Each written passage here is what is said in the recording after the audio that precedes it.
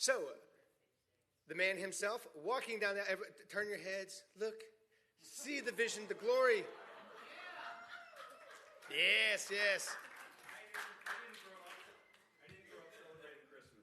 You didn't? I did not grow up celebrating Christmas. I grew up celebrating Hanukkah. However, I now have seen Christmas for 11 years with my boy, and to compare me to Christmas is just wrong. That's all I'm saying. Better than Christmas. Better than Christmas. It's all right, but Daniel Nahmod Day. If you would please stand and join us in our first song by a guy that you might have heard of, Mr. Daniel Nahmod, I Am Reaching Out.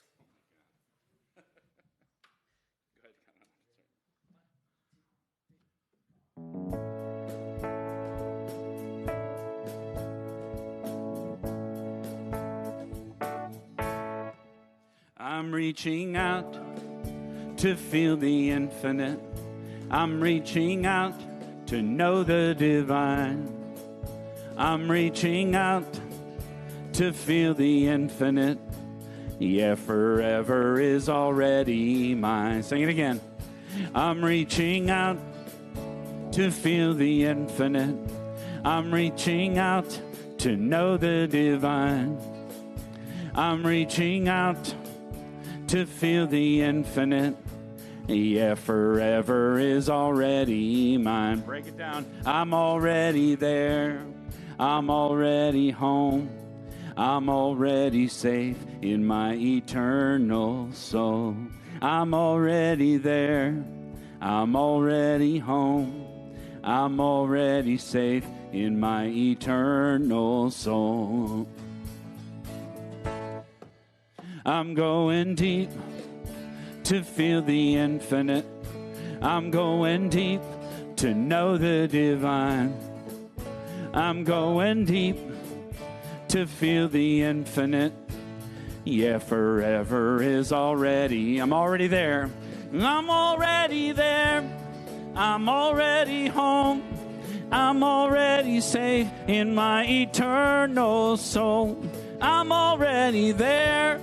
I'm already home. I'm already safe in my eternal soul.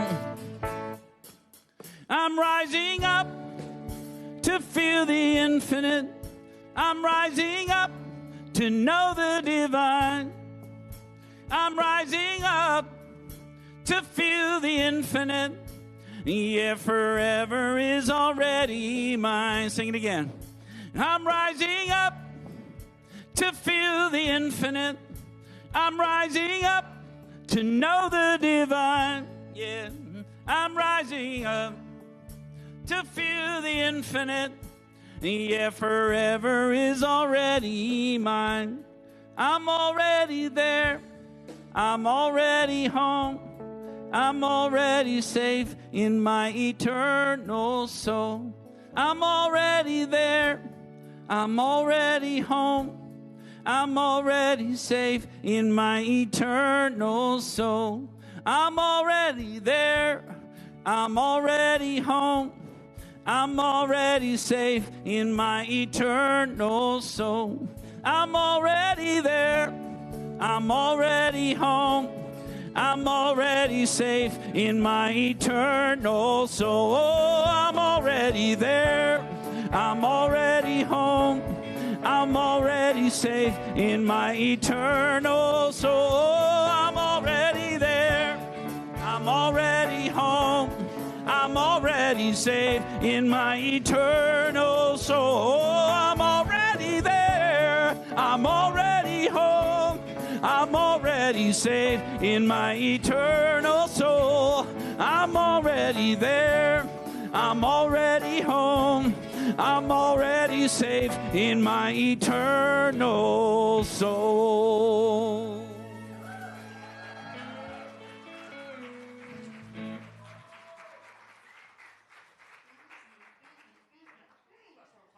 Holy moly, that's good stuff.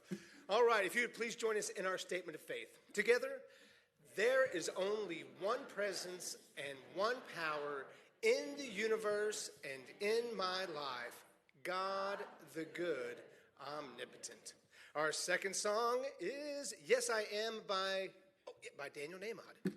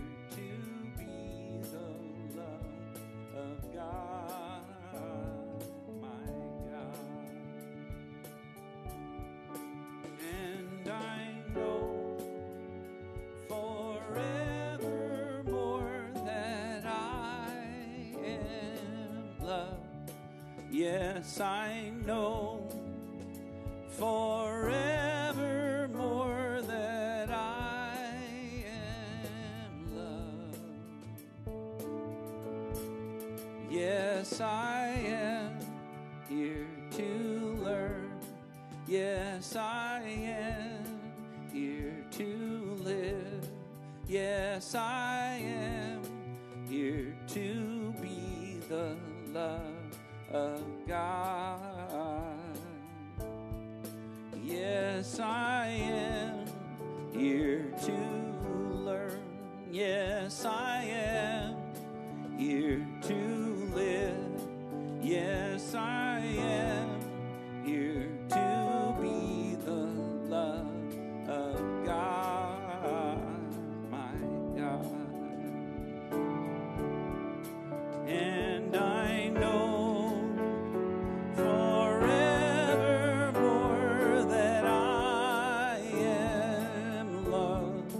Yes, I know forevermore that I am loved. Yes, I am here to love. Yes, I am here to serve. Yes, I am here to be the love of God, my God, of God, my God, of God, my God.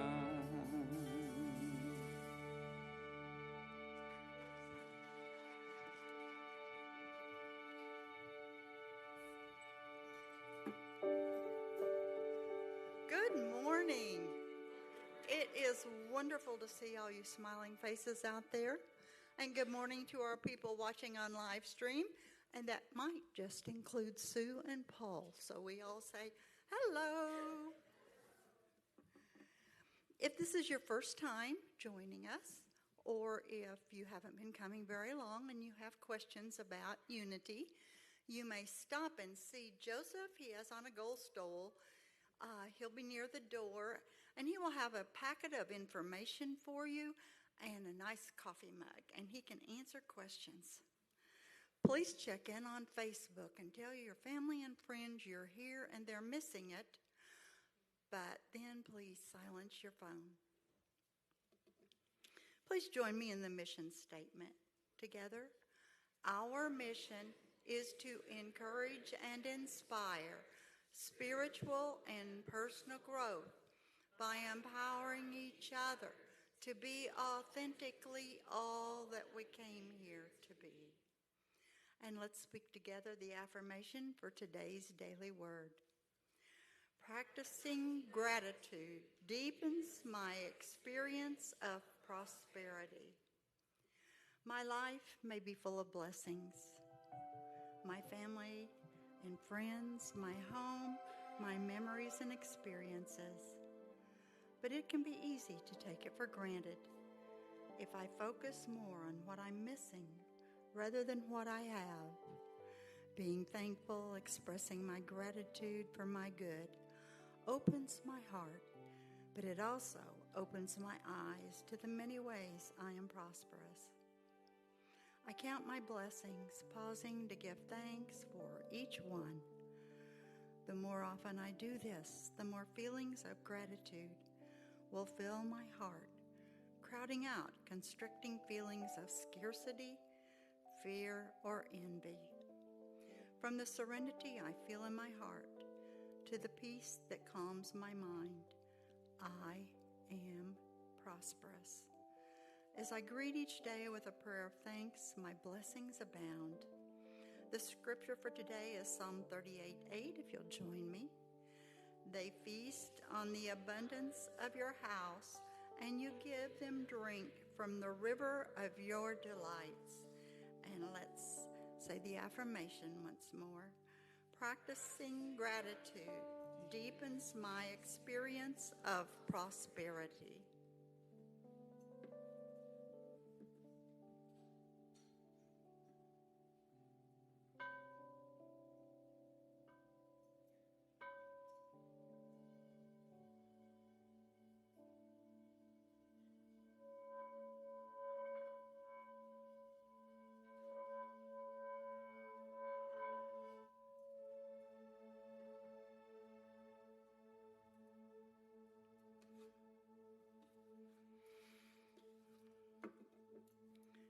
As you listen to the sound from the prayer bowl, please hold the following people in your prayerful thoughts for their highest and best: Raymond, Ashley, Nancy, Helen, Lee, Gracie, Pam, John, Chris, Greg, Jean, Diane, Mike, Deanna, Steve, Cassie, Oliver, Erica, Debbie, Tasha, Kate, Aaron, Julie, Joachima, and anyone else that comes to your mind.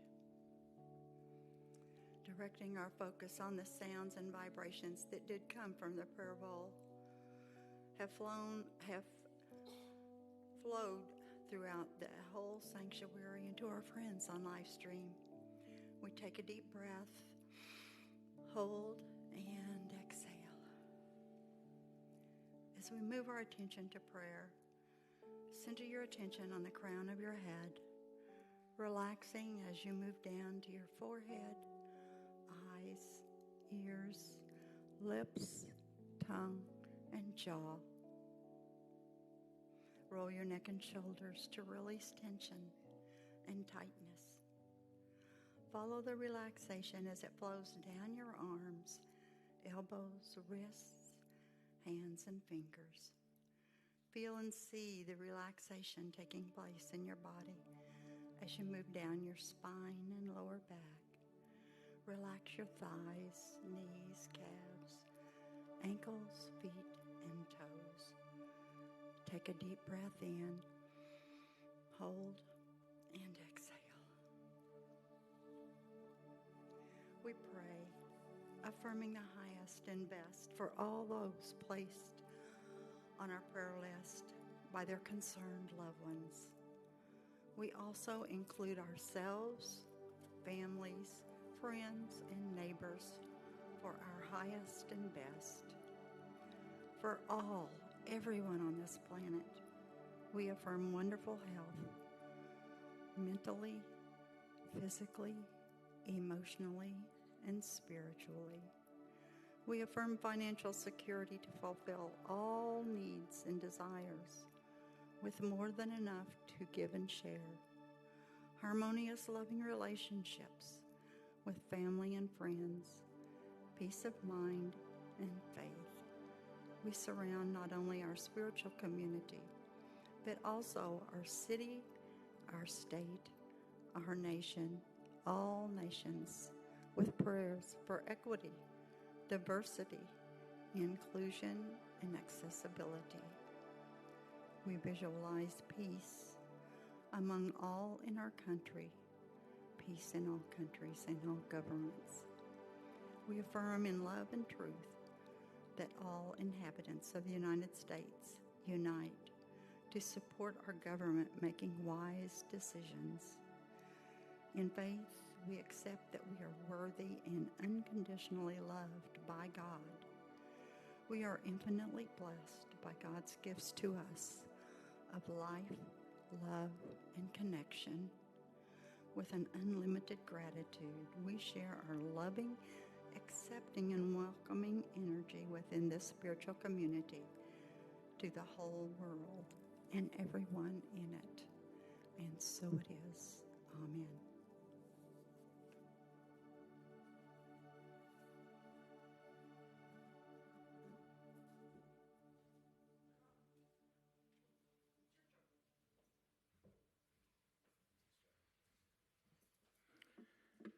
So the official introduction for Mr. Daniel Nahmod. You may or may not know, but we have a special guest today. And the official introduction is, Daniel Nahmod is a talented singer-songwriter and inspirational speaker known for his powerful and heartfelt music. With a career spanning several decades, he has touched the hearts of audiences worldwide and his soulful lyrics and uplifting melodies. Let's delve into his remarkable music. On a very much personal level, I was joking, Daniel Nahmod Day is so very, very special to me. Denny and I were on a long, long trip a few weeks ago, and I told him it was your song, Love Is My Decision, that really started to get me in, I started to get unity with that. When I started listening to your music, it really turned a corner for me. Your authenticity and your sincerity and your willingness to be vulnerable, I think speaks to all of us. Not many people put that as clearly and as publicly as you do. Thank you so much for being here. For me, for my family, for all of us, thank you. Ladies and gentlemen, Mr. Daniel Nahmod.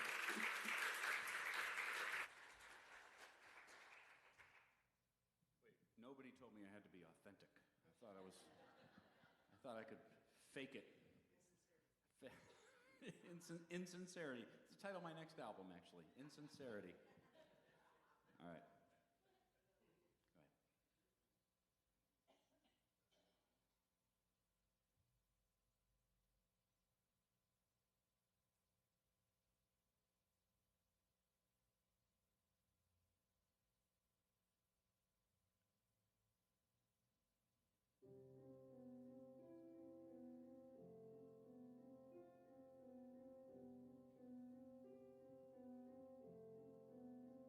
Do you ever feel, but try to ignore something real, something more?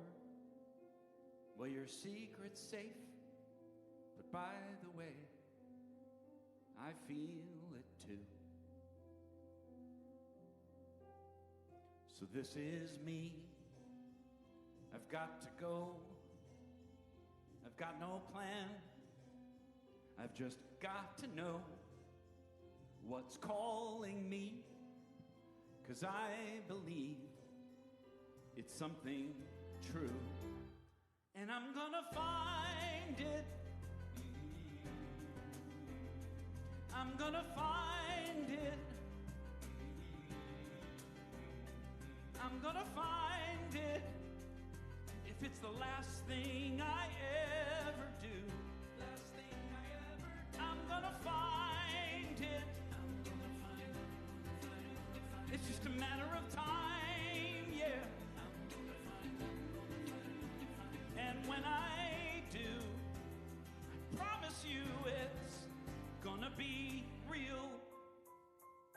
I've never been the kind of guy to stride the stage, to own the night. I'd rather hide. I'd sooner ride along than drive. But in my dreams, how sweet it feels. The red turns green, hands on the wheel.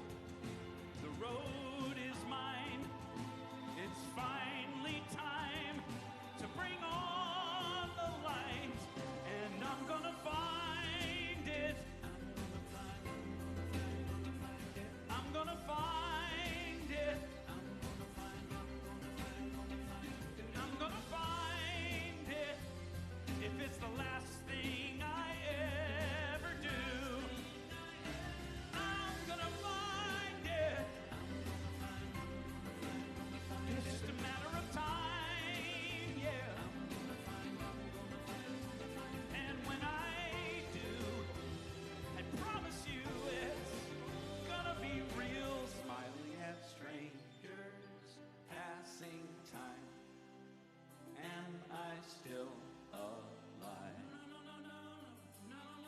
or staring down danger in overtime. What destiny is mine?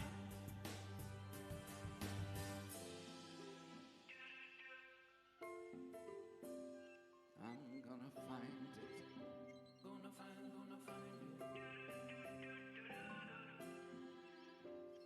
If it's the last thing I ever do, I'm gonna find it. It's just a matter of time, yeah. And when I do, I swear to you, it's gonna be real. Gonna hold it in my hand, gonna taste it on my tongue. Gonna show it to the world, gonna tell them what I've done, yeah. Gonna see it with my eyes, gonna carry it in my heart. Gonna shout it to the wind, gonna feel it in my heart.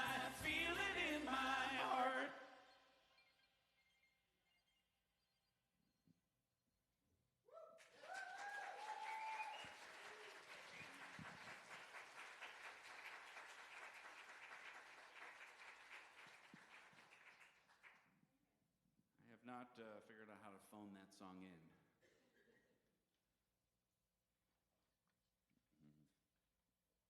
So I've had different reactions to that song. One of them is sort of half joking, like, "Well, Daniel, I think you found it," which is funny. And another reaction I commonly get is, "So what's it?" And of course, if I knew, I'd be heading there, or at least consciously heading there. I thought I would talk today about what we're all looking for. I love stand-up comedy, and one of my favorite stand-up comics, George Carlin, absolute genius. And one line that he said that I think about probably too often is that we spend the first 9 months of our lives trying to get out of the womb, and the rest of our lives trying to get back in. And so when I think about what I'm trying to find, I actually have a little bit of a tangle to untangle in order to get clear on what it is I'm trying to find. And so I'm gonna think out loud about this today. And my goal only is I'm gonna sing you a couple more songs, and I'm gonna think out loud about what you or I are trying to find on any given day. And my only goal is that you enjoy the music and that something I say gives you something to think about. That's kind of it. Do you know what I mean? Maybe that's kind of always the goal of a talk, but that's where I'm at. I prefer. I don't have any grander ambition than to plant some seeds and maybe give you something to think about. So one of my favorite quotes, George Carlin, right? Another one of my favorite quotes, and I think it's Ralph Waldo Emerson, is, "What you do speaks so loudly, I cannot hear what you say." Right? Now, I heard once a motivational, I've worked with a lot of different speakers in a lot of different places, and one speaker, her entire workshop that she did that I made music for, was predicated on the idea that it doesn't matter what you say you want, it only matters where you're acting, where your actions take you. So if it doesn't matter if you claim you want it, but you're not acting that way, then you must not want it. You know, that what you want something else. You're asking for something else, if that makes sense. So in other words, you can say you want a healthy relationship, but you keep dating losers. You know, so you must not want to have a healthy relationship. That was her premise. Maybe a little harsh, maybe a little black and white, but to me there was something about it that rang true, something about the Ralph Waldo Emerson quote, "What you do speaks so loudly, I can't hear what you say." Or I think Maya Angelou's one who said, "When people tell you who they are, believe it." You know, believe them. And you just watch, if you watch somebody act, that tells you more than what they say they want to be with their life, they want to do, an ambition. Like I could say that for 25 years, I've wanted to hear some of the world's greatest singers sing my songs. But if you look at how I've acted, clearly I'm full of it. Because I have done no such work towards that goal. Do you know what I mean? I have not sent, I have songs in my mind. I can hear Celine Dion singing one of them, and I have this song 20 years ago I wrote that. Bonnie Raitt would have killed. I have a song Norah Jones would have been, perfect. I mean, by the way, those people can sing the phone book. That's not the point. The point is, somebody has to write their songs. They don't always write their own. But have I sent a single recording out to any of those people? Have I made a single blind phone call to their, daughter's best friend's cousin's dog sitter? Not one. Not one chance have I taken to be rejected is really what it is, if I'm honest with myself, because I hate that no. I've gotten a lot of no's, but I don't want to voluntarily subject myself to them. I get too many involuntarily, So I have not done it. So what I say is not as important as what I've done, right? But that actually, that's only a part of the question of what I'm trying to find, what you're trying to find, what you feel like you're missing. A part of it is how you're acting and what you're actually going for. Do you want to be financially secure, but you drink a $6 Starbucks a day? Those are contradictory behaviors, right? I mean, in other words, it's on this. There's some simple surface things to take a look at. Am I, I want to be me. I want to be fit, but did I have a milkshake last night after my concert? Yes, I did. And was it delicious? Yes. And did I regret it as soon as I finished? Absolutely. But I did it. So what I do speaks so loudly I can't hear what I say. Which maybe my wife doesn't believe me when I say I want to be fit, because she knows damn well that I had a milkshake last night. I didn't have to tell her. She knew. Anyway, so here's really where I think where it cuts a little deeper on the what you or I are trying to find in life, and this applies to the kids in the back as much as it applies to the senior citizens in the room, okay? In my opinion, and George Carlin really hit it on the head, which is something he was very, very brilliant at doing. In my opinion, you and I are looking for a feeling more than a thing. Now, the things are very attractive. It's very attractive to have a substantial retirement fund. But what does a substantial retirement fund feel like? Yes, it does. A Starbucks, yes, it does. A regret-free $6 cup of coffee, absolutely true. But it also feels like what? Like safety. Just simple security, right? You want a relationship, husband or wife, boyfriend, girlfriend, whatever it is. What does that feel like? Company, being cared for. What's the feeling underneath the thing? The thing, like I want this piano very badly. It's very fancy and expensive, But what is underneath my want for that piano? To make the best music I can make. The feeling of it, because it does feel different. When I was just describing to a friend of mine the buying of this guitar. That guitar is the envy of much better guitarists. It's not the most expensive guitar in the world, but it ain't cheap. And I could not afford it when I couldn't afford it now, to be honest. The good folks at Visa were nice enough to buy it for me and wait patiently for their money.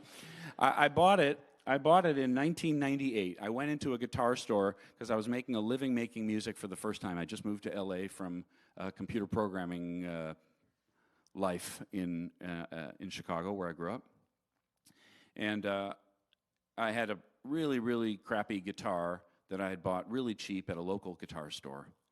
And I got to LA and I discovered the guitar did not sound good in sound systems at all, did not project, did not stay in tune. It just wasn't, that's what, whatever, you get what you pay for in a lot of ways.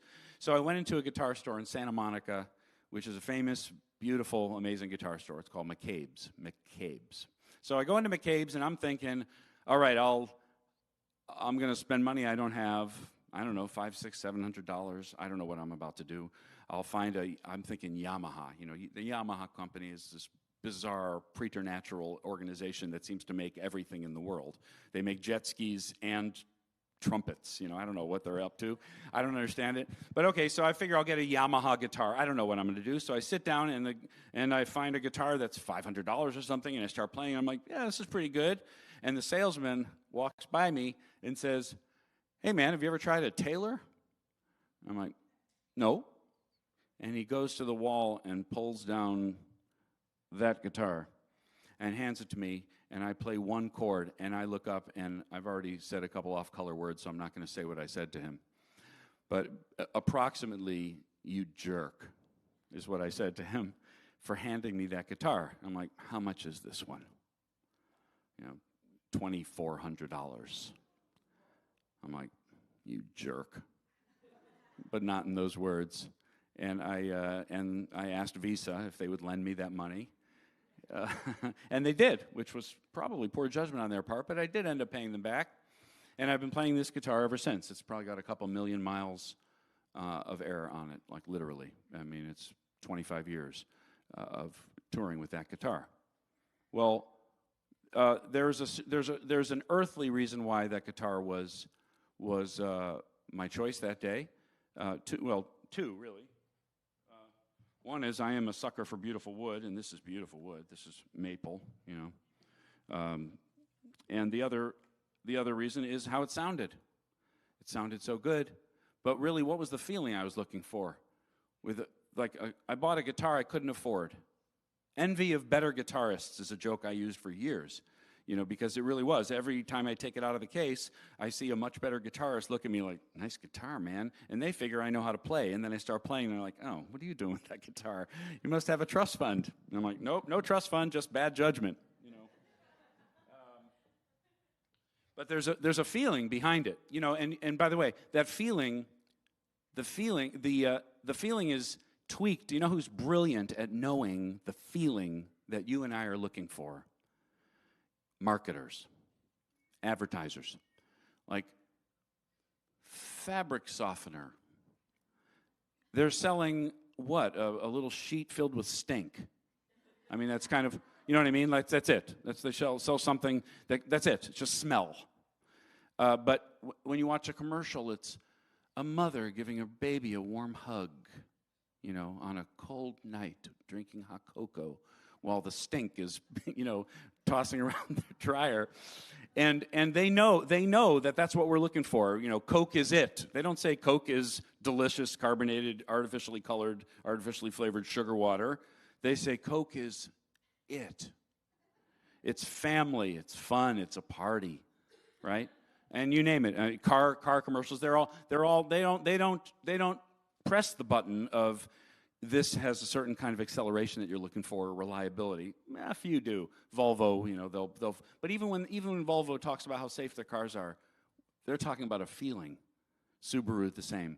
They talk about the feeling underneath the extra reinforced steel cage. The feeling is what? That you're caring for your family. Love is the feeling, right? So when my wife, we drive a couple of older cars. I know it's shocking that we don't have millions of dollars as an independent singer-songwriter and an independent jewelry designer, but we drive a couple of older cars, and my wife is very clear. She's always done Volvos, so she has like a 10-year-old Volvo, and she already told Jude, he's 11, our boy, and when you're 16, you're getting this car. And she doesn't mean it for frugality. She means it for safety, right? She's not handing Jude the keys to a car. She's looking to protect her son when he goes out in the world, God help us all, behind the wheel, right? It's love she's showing. And a lot of things are the feeling underneath the thing. A lot of things. And you could argue, by the way, that in our lives, the people we meet who do their jobs the best, let's say, are the people who are focused on the feeling, who feel it more than do it. My first car was a little Toyota Tercel, and I found this mechanic guy who did his job with so much love. You know how much love he did his job with when he fixed up my little cheap. My Toyota Tercel, the other side mirror was an option. Right? Manual windows, remember those things? And this car was so small I could reach them on the other side. And I did not go for the option, by the way, of the right rearview mirror. Should have. Anyway, so the engine, it conked out after like 150,000 miles, just the engine. The car was great. And he said, I need to rebuild your engine, I'm sorry. It's going to cost like a whopping $1,000. It was like a lawnmower engine in this Tercel. But when he finished and he handed me back the keys, he said, do me a favor. When you want to sell this car, I want to buy it from you. I'm like, well, that tells me everything I need to know about how you just did that repair. Right? So we know when we meet somebody who is doing a job with the feeling underlying it at a certain level. They're not just doing a job. It's a calling. I have a carpenter. We have a disastrous, ridiculous house. They call it a fixer-upper. It was a terror downer. We just didn't have the money to build a new house. So we bought this fixer-upper, and it turns out like everything in the house needs replacing. I mean, the studs and the floor beams and the whole thing. It's like we're pretty sure the woman who lived in this house before like enjoyed the company of termites. Like she enjoyed sitting there and listening to them like chew on their buffet behind every wall, because they're like whole beams are gone. We take out drywall and there's no wood left. It's like, how long it takes for termites to eat a floor beam that's 12 inches wide and 4 inches deep? Decades. They're very slow. They're persistent, but they're slow. So she must have actually heard them. She must have welcomed them into her home, right? But we have a carpenter. His name is Horacio. Horacio is not a carpenter. Horacio is a father of 3, a truly devoted husband who fell in love with his girl in high school, married her, had his first kid young, right? And his dad, when he and his girlfriend in high school got pregnant, his dad said, you're going to do the supporting. I'm not going to support you. Welcome to being a man. And he went and apprenticed under a carpenter and has been running his own business now as a carpenter for 20 years. And Horacio is not a carpenter. He is a man and a husband and a father and a craftsman. And his craft and his love is through his hands. And the last time I talked to him, we have lots of work for him to do. We just can't afford him at the moment. Last time I talked to him, his back had gone out. Bad. And I never heard this is a tough guy, muscular, strong guy, inside and out. And he said, Daniel, I have to tell you, I'm a little scared because I can't get up, and I just love to do my job. And I don't know if I'm going to be able to do my job again. And that was the thing. It wasn't I don't know how I'm going to make $1. It was, I love my job. And I'm like, I know you do, man. You will get up and heal. And I heard the fear. And the fear, like I said, the fear was losing the capacity to do what he loves. What he does speaks so loudly, he didn't even have to say it. I knew how he loves his work. Is that making sense? Yeah. So, what feeling are you looking for? I'm theoretically in the music business, not very successfully, not persistently, but there are gold rings, to reach for in the music business. There's a hit song on the radio. There's a Grammy. There's 6-figure checks. There are those things, I hear. But if I'm honest with myself, I wouldn't want to be famous. And I know that sounds convenient, given that I'm not, you know what I mean? But it's really true. I do some. I said last night at the concert. I do some substitute teaching. I fill in for some music teachers in my school district. Really, it's mostly community. It's community service with a $20 bill. You know, substitute teaching is not a well-paid little gig, but I enjoy hanging out with the kids. You know, I talk about doing my work with love and with passion, but the kids are always curious. They ask me questions, very entertaining questions. One of them, my favorite, I think, still to this day, is, do you have a swimming pool full of money? This is a third grader. Do you have a swimming pool full of money? And I'm like, A, no. And B, why would I waste all that money filling in a swimming pool? But I enjoyed the question. But if I'm honest with myself, and I talk about being famous, the fact that it is actually, yeah, you get a good table at a restaurant, but it's not a good life for most people. It's not an accident that so many famous people struggle in relationships and in mental health and so on. That's not an accident. It breaks you, it warps you, I think, to have a room full of people hinge on every word and to have every relationship rendered artificial, you know, and deferential. That's not a normal, healthy relationship with the world. So I don't want to be famous. I'm not asking for millions of dollars. A college fund would be nice for Jude, but yeah, millions of dollars, that'd be fun, I guess. It'd be fun to travel, you know, and not worry, basically. It's like what Forrest Gump says, you know, well, that's nice, one less thing, you know. And a Grammy, it's been on my bucket list for a long time. Been not nominated, but been on the ballot a couple times. But you know what you do. I once worked with a woman who had been on the Oprah Winfrey Show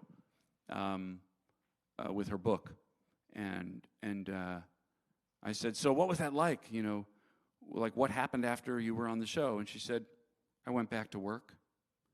And that was kind of a pretty clear revelation about it. Like, you win a Grammy, it's nice. It would be awesome. I'd put it on my shelf. I'd be so proud of it. But then the next day, I'd go back to work. So what is it that I'm actually, if I was to say I want a Grammy, what am I really saying? I'll tell you what I really want. What I really want is to have the opportunity to work in some of the finest studios in the world for the sheer joy of it. You can't know until you've tried, you know, cheap microphones versus expensive, you know, cheap pianos versus the finest, cheap engineers, no offense, you know, versus the finest, producers, musicians. I've had tastes of it, and it's so spectacular. To work with a room full of the best musicians, oh my God. You know, I used to watch American Idol in its heyday. And, you know, most of those kids on American Idol, they didn't end up having careers after that. Not the winners, not the fall, you know, none of them. But on that show, my God, and there's no way, if I was 20 and I was on American Idol, I would never have the presence of mind to fully appreciate what I was experiencing. But when I was watching at 40 years old or whatever, making a living, making music, oh, I wish they could appreciate full sound, full light, full band, masterful musicianship, mixing and producing, and oh my God, the opportunity they have just for those 5 minutes to play with some of the finest musicians in the world, to snap their fingers. Yes, you can have a string quartet. You know, yes, of course we can add a trumpet section, and it just shows up magically. Life isn't like that. I'd like that experience, you know. It's really the feeling that I'm looking for, the feeling of being able to fully creatively express, not cut corners, not worry about an extra dollar, not know whom to call. You know what I'm saying? I once took a tour of Capitol Studios, and it can be had for a certain amount of money. I could have recorded an album there. It would have cost, I think they said, like $3,000 a day. Right. I agree with, you know, $3,000 a day. I'm thinking, could I record an album in a single day? I mean, the Beatles did it, but I ain't no Beatles, you know. And I'm trying to work it out in my mind. So the moment I had in Capitol Studios was I sat down at the grand piano, which Nat King Cole had left and given to Capitol. And I sat down at the piano that Nat King Cole had recorded. And you guys heard me do warm-up. I did Embraceable You. And I played Embraceable You. It was a coincidence that the story came to mind. But I called up my dad from sitting at that piano. I said, Dad, I'm going to play you a little bit of piano. And I played Embraceable You for a minute. He said, that was nice. Why'd you play that? I said, Dad, because I grew up listening to Embraceable You by Nat King Cole on your record player, and I'm sitting at the piano in the studio where he recorded it. And my dad's a tough nut, but he was like, that's pretty cool, you know. So it's a feeling. Do I want to come home for Thanksgiving to my parents' place in a limo to show I'm a big shot? Or am I looking for a feeling? A feeling, I mean, to be honest, it wouldn't be a comeuppance or like anything like that to my parents if I was to do that. If I was to like pay off their mortgage or something, it would be to show my gratitude. You know what I mean? It's a feeling behind an act like that. To show, like if I show up in a limo, they can know not to worry about Danny anymore. That would be the gift I'd be hoping to give them. A feeling underneath it. So back to the song I sang. I haven't sung anything since then. I'm sorry. I'll sing a song for you in a minute. But I also, if I can, I add a song during the offering. I have something fun to share with you guys if you're up for it. But so the question again is, if I sing a song, I'm going to find it, and you're thinking to yourself, find what? What am I trying to find? Maybe you have an answer. And my invitation to you is, the thought is, what's the feeling underneath it that you're actually trying to find? And I ask that question not to be glib or not to dismiss the earthly stuff, because it would be fun to win a Grammy or to have the million. It would be fun to get the 6-figure checks. That would be awesome. But the feeling underneath it would be mutual respect for producers for me and artists that I admire. Comfort for my parents to know that Danny's taken care of. A college fund for my son to know that if I die of a heart attack tomorrow, he'd go to school without any worry about it. These are the feelings underneath it, that my girl, my wife, would be taken care of if and when I die, whatever it is. You know what I'm saying? There's a feeling underneath it. So what is the feeling underneath your want? Your longing, your feeling of lack or failure or regret or disappointment. There's a feeling underneath it that you were looking for that you haven't found yet. And part of the practical reason to ask that question is, this is as close to woo-woo as I get. I am not at all. I don't meditate, I don't pray, I don't do any of that. The deepest I get, the deepest I go is when I'm singing my songs.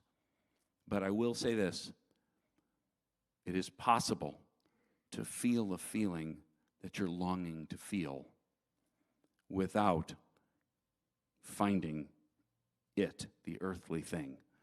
If you can identify the feeling you're looking for, it's there and available.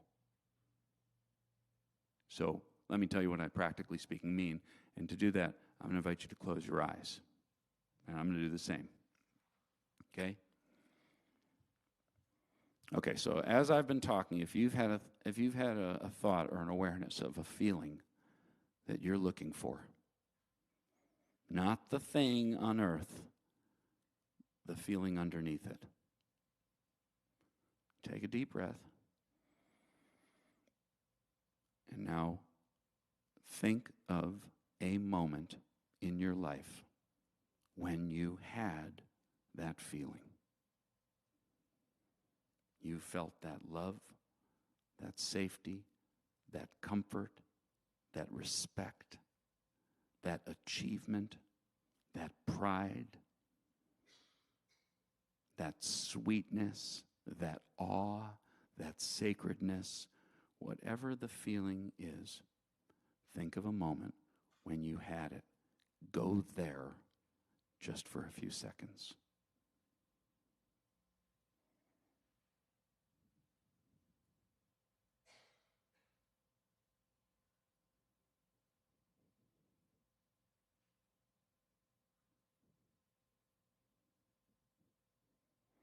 Can you feel it? Just a little? You already know where that feeling is.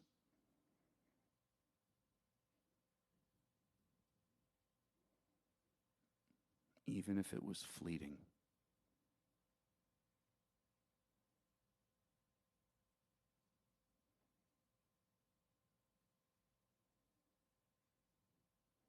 The feeling of being loved, of being safe, of being comfortable, of being cared for and cared about.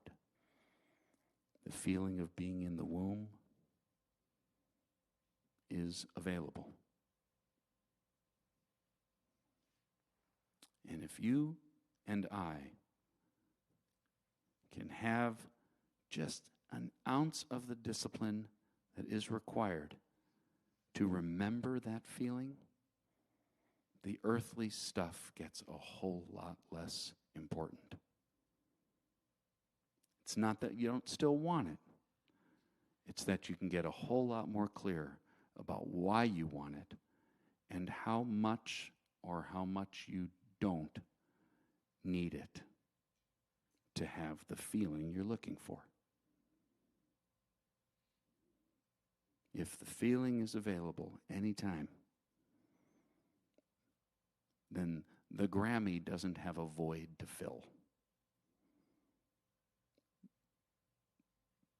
Whatever it is, whatever story you have in your mind about what you're trying to find.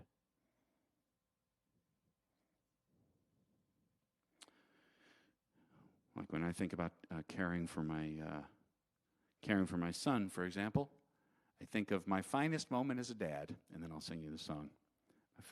Probably my finest moment as a dad is when we took Jude to California Adventure. We live in Orange County near Disneyland, but Disneyland, I don't know if you know, costs about $8,000 a person to get in now, so it's a little prohibitive. But a few years ago, Jude was addicted to fountains. He watched videos of fountains. He knew the Bellagio fountain routines by heart from watching videos of them. It was a little weird, but we're like, okay, there's worse things to be fixated on.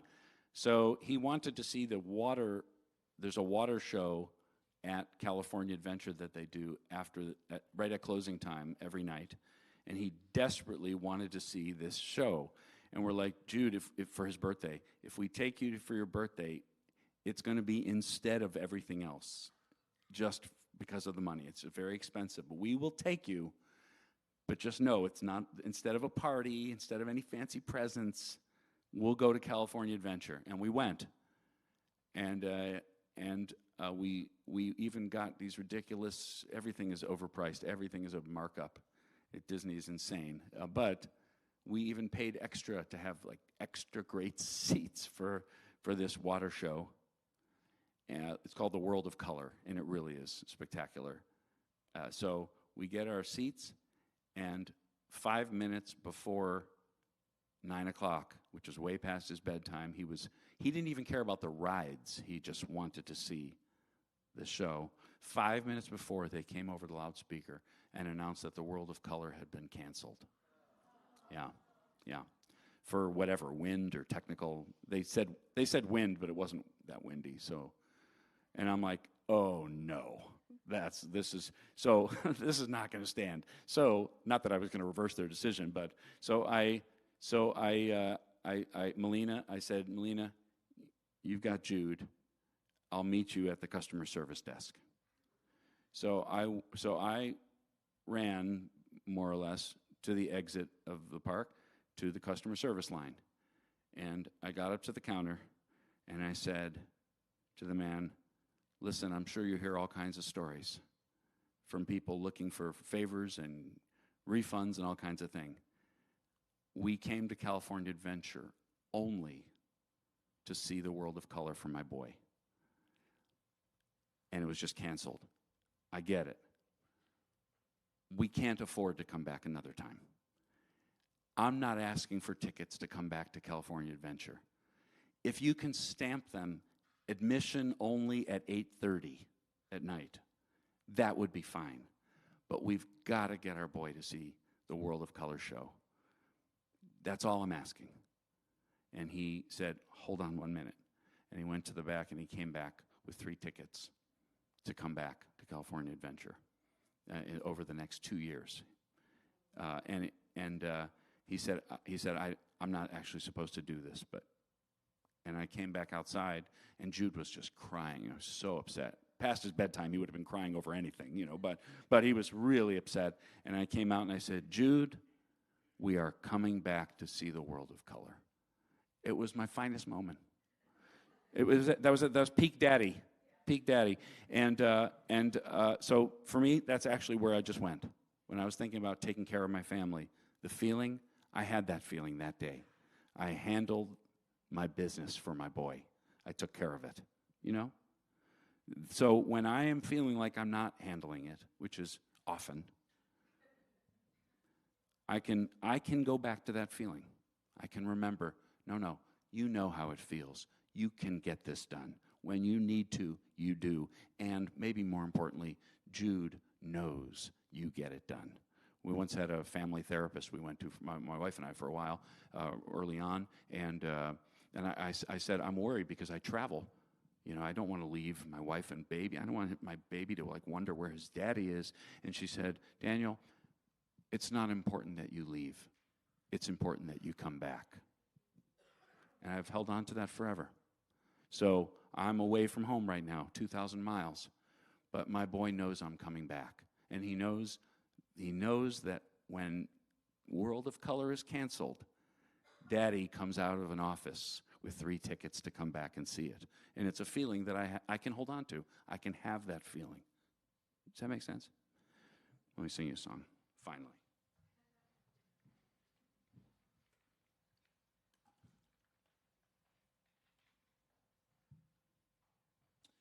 And then after this, we can do the offering, and if I can toss in one more song before we go, that's okay with everybody. Right. So I actually wrote this song before I met my wife and boy, but unusual for me, I actually held it back from recording it until the most recent album, and it didn't feel right until recently, and I think I think that can only be because of my wife and boy specifically, that gave me the feeling that I was ready to sing this and record it.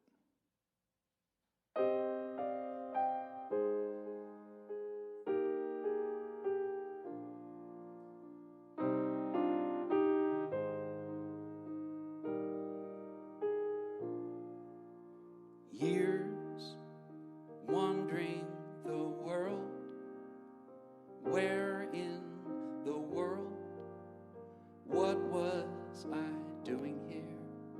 All of these years, searching in vain, cursing the rain, chasing the runaway train of my mind.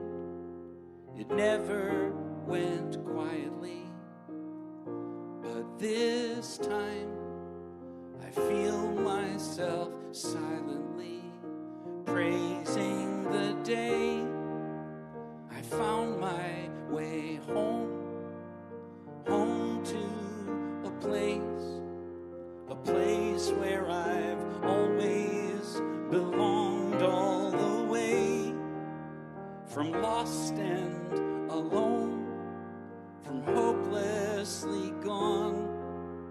I am a prodigal son. I don't know what I did to deserve such a gift as the day I found my way home.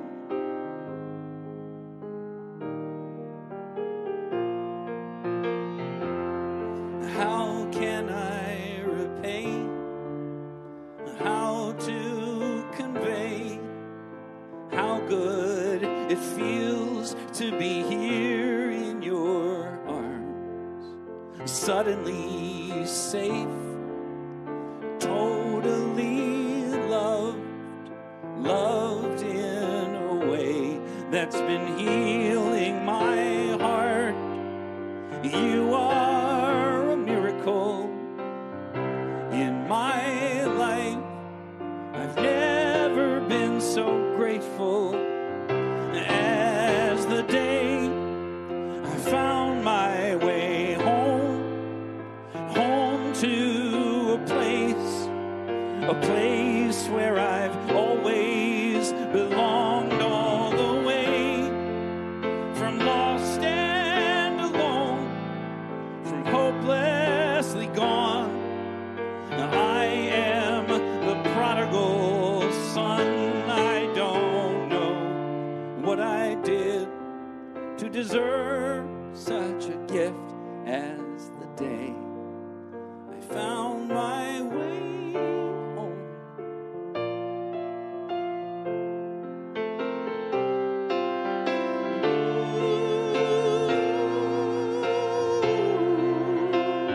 Oh, and I'll never wonder again if there is an end to my tears. The answer is here. Since the day I found my way home, where I've always belonged, all the way from lost and alone, from hopelessly gone. I am the prodigal son. I don't know what I did to deserve such a gift as the day I found my way home, as the day I found my way home.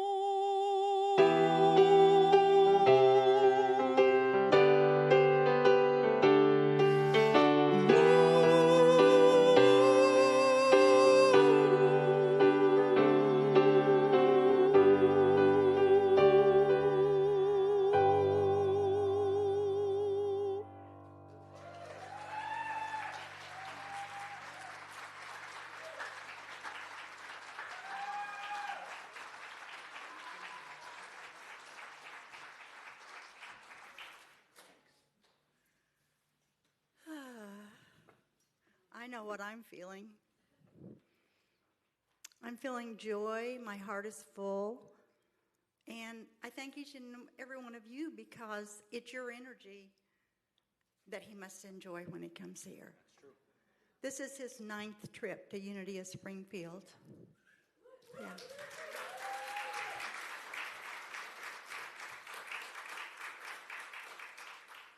So this is a time when you can show your great gratitude for his visit, for your health, for your love, for your work, for your family, whatever you're feeling.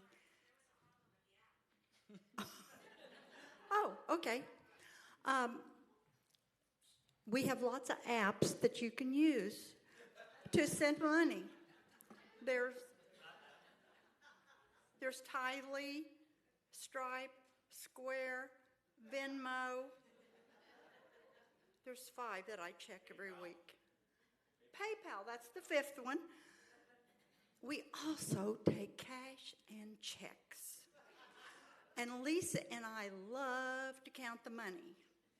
Stack it all up, and then I get to take it to the bank. So if you will just show some of your gratitude for Unity of Springfield, we would appreciate it. Will the ushers come forward?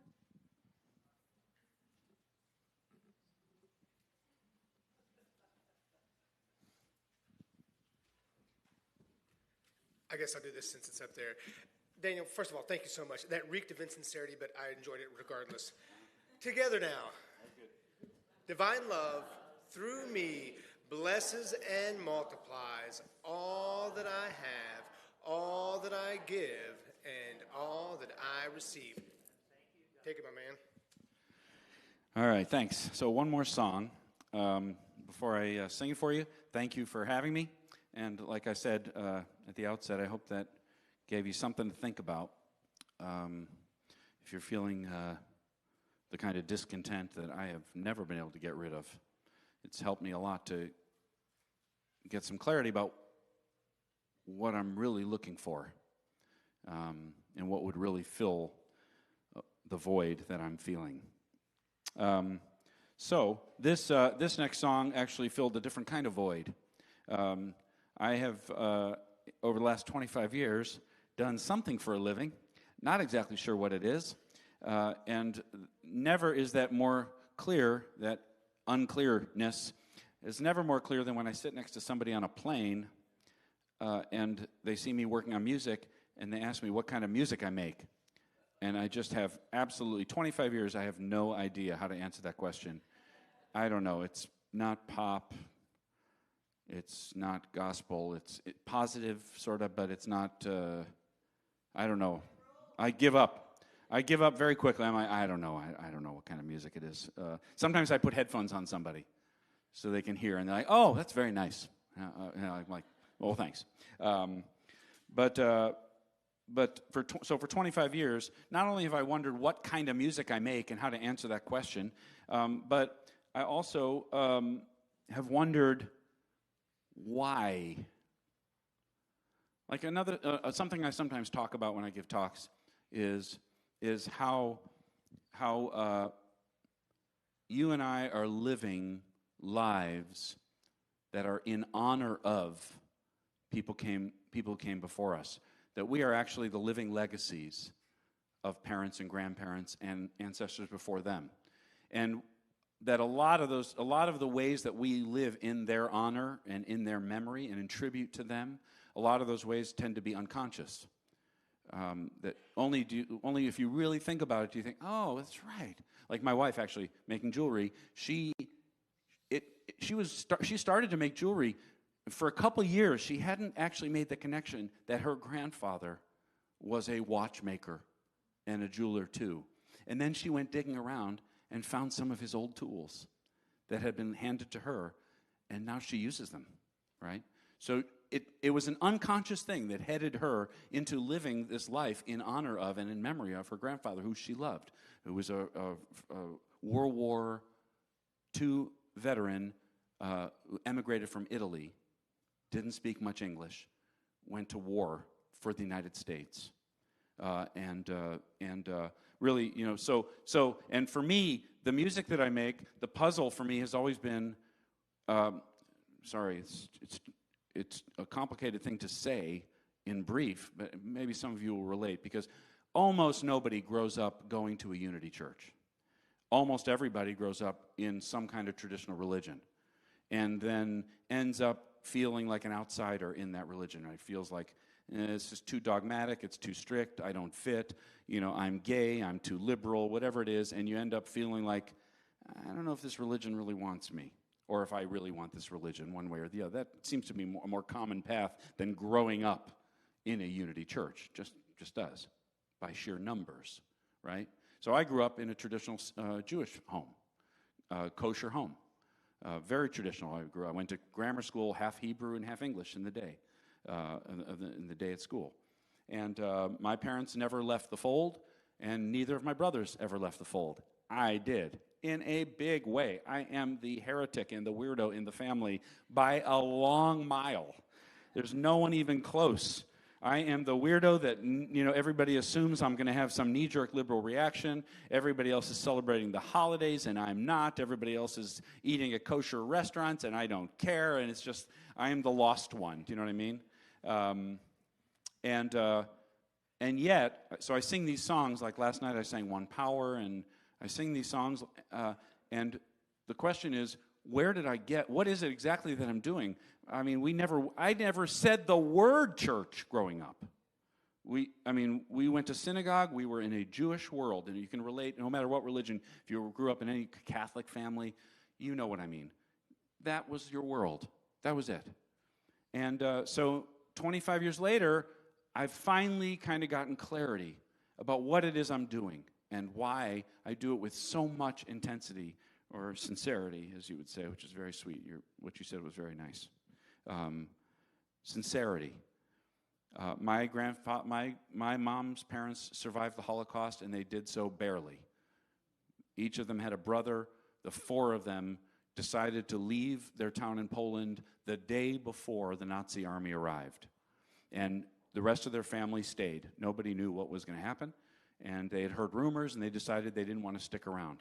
And they went over into Russia, and they were arrested by the Russian army and sent to Siberia, to a labor camp, okay, where they spent the next 2 or 3 years.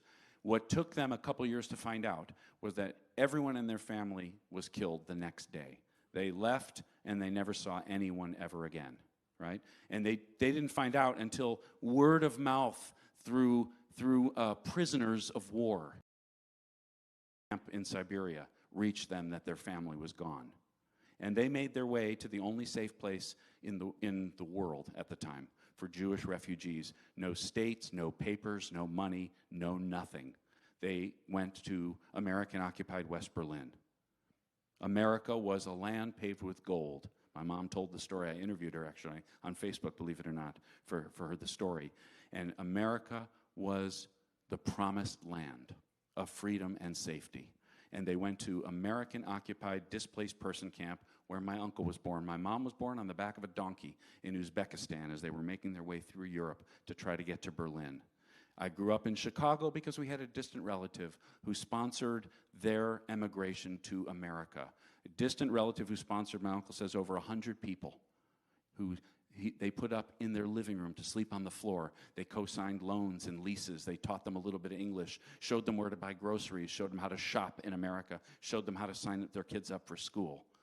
This is why I grew up in Chicago, because of that family. I wouldn't be alive without the most preposterous luck and a clinic in Uzbekistan that put up my bubby when she had my mom in exchange for my bubby sewing a few nurses' uniforms for them. Because she was a nurse, she was a seamstress. She offered to sew uniforms if she could sleep and recuperate with her baby for a couple of days, right? This is the story. Everybody in this room has a story. Everybody. In America, everyone is an immigrant, and at some point. And this just happens to be my story. So 25 years later, why does Danny sing the songs he sings? It took me a long time to not feel like I was rejecting the Jewish world that I grew up in, but instead to realize that I am honoring it. My method of honoring it, and this is nothing about this is noble, this is just unconscious choices I made that have gradually, not suddenly, become clear. I am doing it to honor the Jewish family I never met. The relative who gave me my musical ability, who's lost to history. The person who gave me the color of my eyes and my capacity to play piano and my sarcasm. All these things came from someone who is lost. I never met them. And I am their legacy. So I sing in their honor.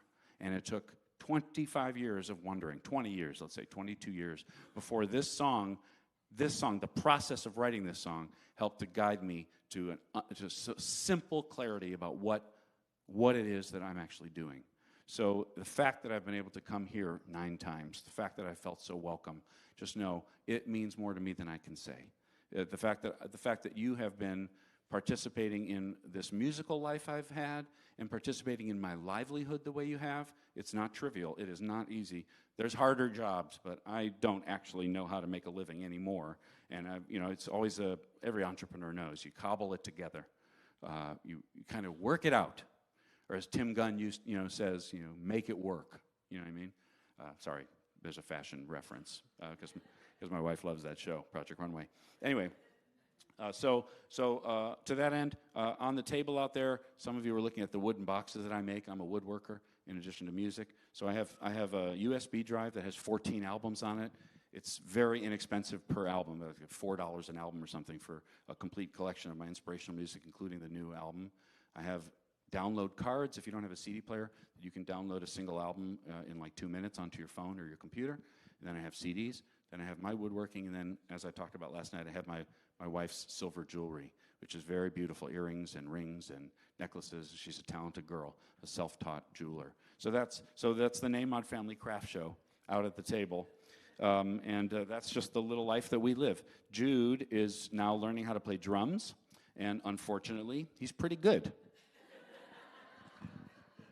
So, and he also makes chocolate, believe it or not. I have actually brought his chocolates to put on a table a couple of times, and they sell out faster than my stuff does, of course. And then I come home and hand him his $40, and he's like, "Ooh, another Hexbot toy," or whatever he's buying. I don't know.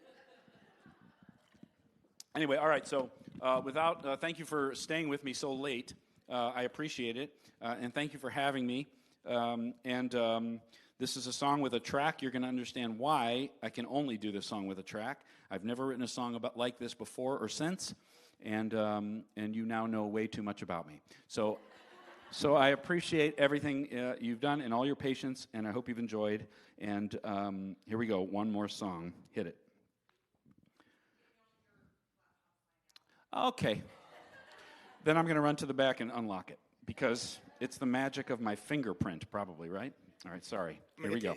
Yes, do that. Quickly. Soul Food Group will meet here at the church or online today at 4 p.m. This is an emotional eating support group for women. Please see Kat Bell for more details. The monthly drum circle is this Thursday at 6:30 p.m. Please bring your drum and join in. If you don't have a drum, that's quite all right, because we have several that we can loan.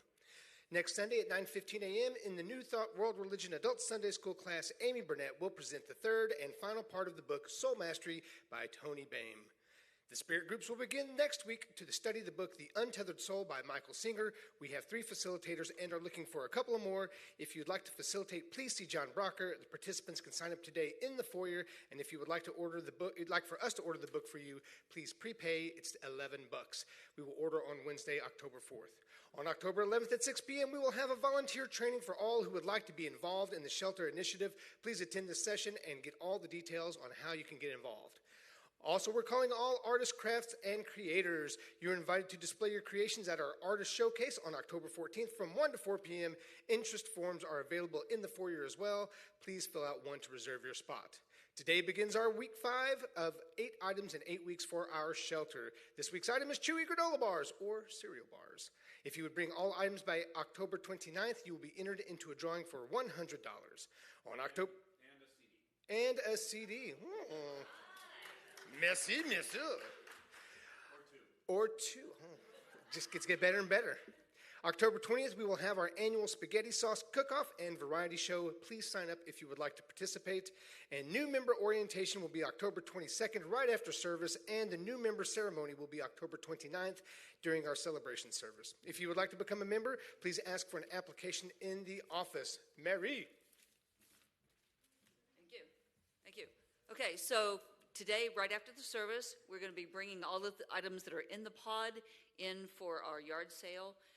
It's going to take a whole lot of volunteers because we have to clean everything out of the sanctuary and the fellowship hall to put everything in. So if you are going to stay, if you would stay after the service, we are going to feed you and just meet right up here so I can give people instructions on what to do. We are taking donations all week, Monday through Thursday, from 8 a.m. until 4 p.m. So if you have items that you want to bring in, please bring those in. Nothing really big. We don't have room for big couches or armoires or anything like that. If you have any questions, just call the church and we can ask. We'll need lots of volunteers throughout the week to get everything set up. If you can't be here, but you would like to donate some money for food or bring some food by to feed the volunteers, that would be fantastic because we all like to eat as well as everything else.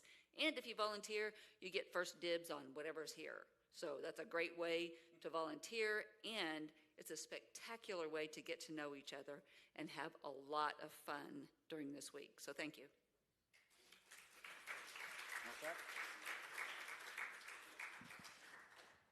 All right, here we go. I could sing about mistakes I've made, broken hearts and broken wings. I could sing about my aches and pains and the one that got away. But it seems to me the world has its hurts to spare. Shadows are everywhere. I decided I've cried enough. There's plenty of songs about tough luck. I'm gonna sing about love. Gonna sing about love and lift somebody up instead of talking about tough luck. I can't deny I still dream about the glory, the Grammy, the gold. I cannot lie. I still wish sometimes my eyes and my heart would close, but it seems to me my family escaped the war and they never sang anymore. They lost everything they had. And if a song is all I can give back, I'm gonna sing about love. Gonna sing about love and lift somebody up. Gonna sing about love instead of talking about tough luck. Whoa, no more tough luck. I'll tell you what I'm gonna do. Gonna take my cue from a few folks I look up to. I'm gonna sing about love. Stevie Wonder sings in the key of life. Bobby McFerrin says, be happy, it'll be all right. Marvin Gaye showed the way to what's going on. It's a wonderful world, thanks to Louis Armstrong. Soul Asylum saved those runaway kids. John Lennon just imagined and the whole world did. John Denver took a sky with Tina Turner to the sea. Stevie moved it to a higher love. John Legend to common to freedom. Pete Seeger's gonna overcome. Bob Marley just smiled at the rising sun. Eminem will lose himself before the moment's gone. Miss Jackson knows the knowledge is what we want. Gloria Gaynor maintained that we're gonna survive. Tim McGraw wants us to live like we are dying. Aretha got our ESPECT. Midler from a distance, the whole world we see. Tom Petty, Free Falls, Leanne Hope, Dan, Josh Groban, raise us up. If we're hurting, REM understands. Irving B, bless the USA. Van Morrison ushered in a brand new day. Whitney sang about the greatest love of all. Johnny Nash can see clearly now the rain won't fall. Pink knows we're beautiful. Christina does too. Rihanna sees us shining like a diamond. We keep walking like the Foo Fighters. Fight the power, public enemy said. Miley is a climber. Andy Grammer keeps his head up.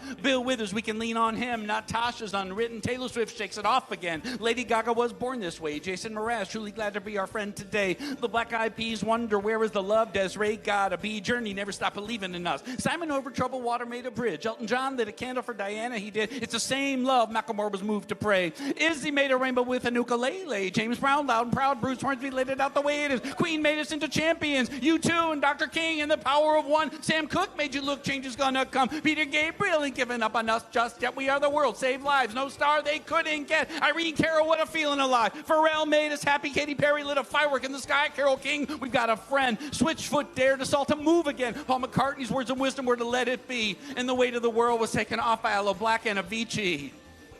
So what do? I'll tell you what I'm gonna do. I'm gonna sing about love. Sing about love. And lift somebody up. Instead of talking about tough luck, I'm gonna sing about love.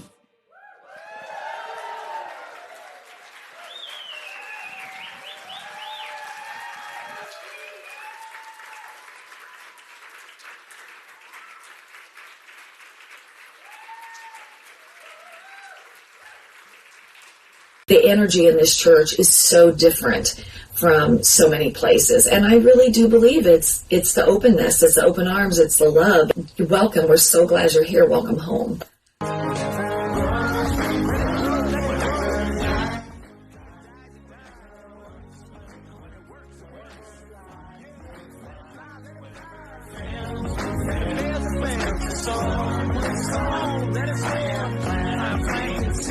Nothing more.